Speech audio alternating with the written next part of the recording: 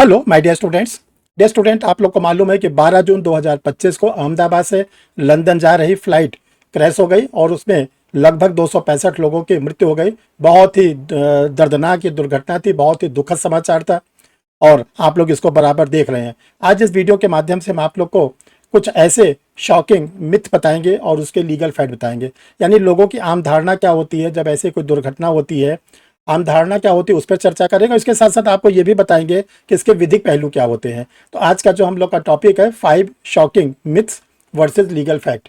देखिए, जो लोग आप लोग कंपटीशन दे रहे हैं तो आप लोग से इससे रिलेटेड जो बातें आती है वो लीगल फैक्ट्स के फॉर्म में आती है। तो आज हम लोग इस वीडियो में उन चीज़ों को सीखेंगे कि क्या लीगल फैक्ट्स होते हैं, क्योंकि देखिए जो चैनल वगैरह पे न्यूज़ आती है वो लीगल फैक्ट्स को नहीं बताते, वो केवल इस चीज़ को बताते हैं कि ये हो गया वो हो गया, लेकिन वो ये नहीं बताते कि जो लीगल मैटर है वो क्या है। और होता क्या है कि हम लोग एक आम धारणा बना के बैठे रहते हैं, एक मिथ बना के बैठे रहते हैं, एक भ्रम पाल के बैठे रहते हैं कि ऐसा ऐसा होता है, जबकि ऐसा कुछ नहीं होता है। कुछ अलग इसका रिजल्ट निकलता है, कुछ ऐसे इसके अलग मैटर्स होते हैं जो आपको लोग के साथ एक एक करके हम बताते हैं। देखो, मिथ नंबर 1 है, अगर ये कहा जाता है कि पायलट की गलती है तो लोग ये मान के बैठते हैं कि पायलट के अगेंस्ट जो है एफआईआर हो जाएगी, पायलट जो है मर्डर के लिए दोषी होगा और पायलट को, जो हम लोग इस समय नया कानून पढ़ रहे हैं बीएनएस, उसके सेक्शन 103 में उसको क्या हो जाएगी, फांसी की सजा हो जाएगी। यानी कि पायलट ने जो ऑफेंस किया है वो मर्डर का माना जाएगा, लेकिन ऐसा कुछ नहीं है, ये ध्यान रखिएगा। ये देखा जाता है कि अभी देखिए इस पर लीगल रियलिटी क्या है। लीगल रियलिटी है कि जो ये घटना घटी है, जो ये प्लेन क्रैश हुआ है, पायलट की गलती तब होती है जबकि इंटेंसली, मर्डर के लिए सबसे इंपॉर्टेंट है कि इंटेंसली, यानी बेंसीरिया, पायलट के अंदर ये दुराशय हो, पायलट का ये उद्देश्य हो कि मुझे प्लेन को क्रैश कराना है, ऐसा तो कुछ नहीं है। तो ये मैटर जो होता है डेथ बाय नेग्लिजेंस में जाता है, डेथ बाय नेग्लिजेंस, जिसको हम लोग उपेक्षा द्वारा मानववध पढ़ते हैं। और ये देखा जाएगा कि जो प्लेन क्रैश किया है ये किसकी उपेक्षा थी, किसकी नेग्लिजेंस थी, किसने असावधानी बरता, ये जांच का विषय है, यह भी जांच का विषय है। इस पे जैसे जैसे जांच होगी, जांच होने पर इस पे पूरी इसकी रिपोर्ट जब सामने आ जाएगी तभी ये सामने बनेगा कि ये जो घटना घटी है इसके लिए वास्तविक रूप में दोषी कौन है। अभी इसको कुछ नहीं कहा जा सकता। और रही बात पायलट की, तो ऐसा कुछ नहीं है कि पायलट को मर्डर के लिए दोषी ठहराया जाएगा।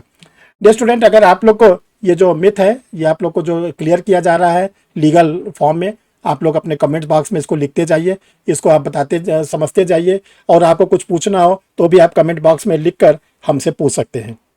दूसरी ये उपधारणा होती है, दूसरी ये हम लोग मिथ पाल के बैठे रहते हैं, ये हम आम धारणा बनी रहती है कि जो लोग मारे गए हैं, जो लोग मरे हैं, उनको सबको मुआवजा मिलेगा, उनको लोग को क्या होगा, कंपनसेशन मिलेगा।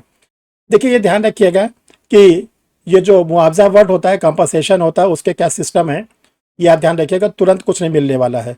इसमें क्या होता है, इनिशियल एक प्रारंभिक रूप में कुछ कंपनसेशन दे दिया जाता है, लेकिन ये क्या होगा, फाइनल सेटलमेंट होगा।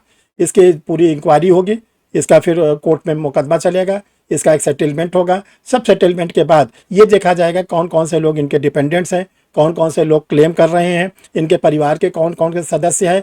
जिन जिन लोगों का जब सामने आएगा तब एक फाइनल जो है वो कंपनसेशन दिया जाता है। ऐसा नहीं कि 12 जून को घटना हुई और 13 जून 14 जून को कंपनसेशन मिल जाएगा। सबसे पहले जांच का विषय है, जांच होगा और तब इसके बारे में ये डिसाइड हो पाएगा। तो डियर स्टूडेंट, आप लोग ये दूसरा जो मिथ है कि तुरंत मुआवजा मिलेगा, ये बिल्कुल नहीं सही है, बल्कि एक इनिशियल स्टेज में मिलता है, लेकिन तब जब उनके परिवार के सदस्य के बारे में जानकारी मिल जाती है तब। हमने देखा कि इसमें कुछ ऐसे लोग थे जो पूरा परिवार ही समाप्त हो गया, कुछ ऐसे लोग थे जो उनकी पत्नी की मृत्यु हो गई, जैसे एक लेडीज थी वो अपने हस्बैंड के पास लंदन जा रही थी, उनकी डेथ हो गई। तो अभी तो पूरा ये क्लियर किया जाएगा कि क्या क्या हुआ है और जो बचे लोग हैं क्या रिलेशन है, कौन कौन से लोग क्लेम करते हैं, तभी क्लेम डिसाइड होगा। तो आप लोग कमेंट बॉक्स में लिखते जाइएगा कि आपको ये वीडियो कैसा लग रहा है और इसके बारे में आपका क्या कहना है।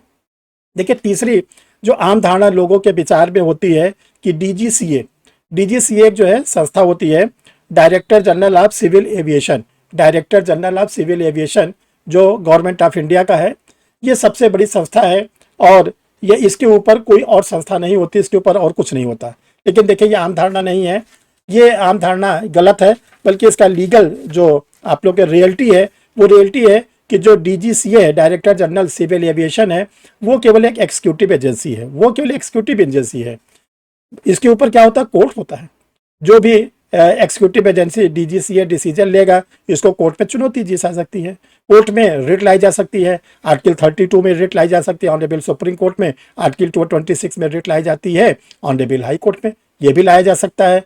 क्या PIL भी लाया जा सकता है? बिल्कुल PIL लाया जा सकता है। तो ये ध्यान रखिएगा कि फाइनल अथॉरिटी DGCA नहीं है, बल्कि फाइनल अथॉरिटी जो होती है वो कोर्ट होती है। एक ये धारणा जो है उसको भी दूर कर लीजिए। और इस धारणा पे जो आपको बताया गया, अगर आपको समझ में आ रहा है, आप कमेंट बॉक्स में लिखे, कोई कंफ्यूजन है तो भी कमेंट बॉक्स में आप लिख सकते हैं। देखिए, 4th नंबर पर एक हम लोग के अंदर आम धारणा होती है, मिथ होती है कि अगर हम फ्लाइट में बैठ गए तो हमको इंश्योरेंस रहता है, कोई भी कैजुअलिटी होने पे इंश्योरेंस मिलेगा।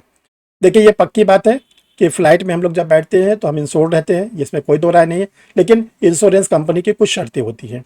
शर्तें ये होती हैं कि अगर कोई प्लेन क्रैश होता है, इसलिए होता है कि कोई वार वगैरह की पोजीशन हो गई, अगर कोई युद्ध वगैरह होने लगा, उस युद्ध में विरोधी जो हमारे उन्होंने प्लेन को क्रैश कर दिया, तब कोई इंश्योरेंस वगैरह नहीं मिलता। ये ध्यान रखिएगा, पॉलिसी में जो जो चीज़ें एक्सक्लूड हैं उन चीज़ों पर इंश्योरेंस नहीं मिलता, और जो चीज़ें इंक्लूड है उन पर इंश्योरेंस मिलता है। तो जो इंश्योरेंस एजेंसी होती है वो भी जांच की रिपोर्ट आने के बाद ही वो क्या करती है, इंश्योरेंस का पैसा देती है। ऐसा नहीं कि तुरंत आपको दे देगी, पहले जांच होगी, लिटिगेशन फाइनल होगा, तब फिर इंश्योरेंस कंपनी जो होती है वो इस पे दे सकती है। 5वां ये होता है कि जो इंटरनेशनल एक्सपर्ट्स होते हैं, क्या वो भारत में आकर अपनी ओपिनियन दे सकते हैं? तो देखो, एक चीज़ आप ये ध्यान रखिएगा, ये फ्लाइट थी एयर इंडिया की।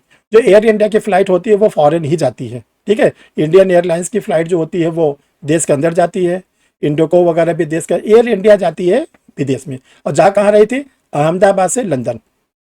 तो ये कहा गया कि इस पे जो रियलिटी है कि ICAO क्या है? International civil aviation organisation. ये इंटरनेशनल एजेंसी है जो यूनो का पार्ट है।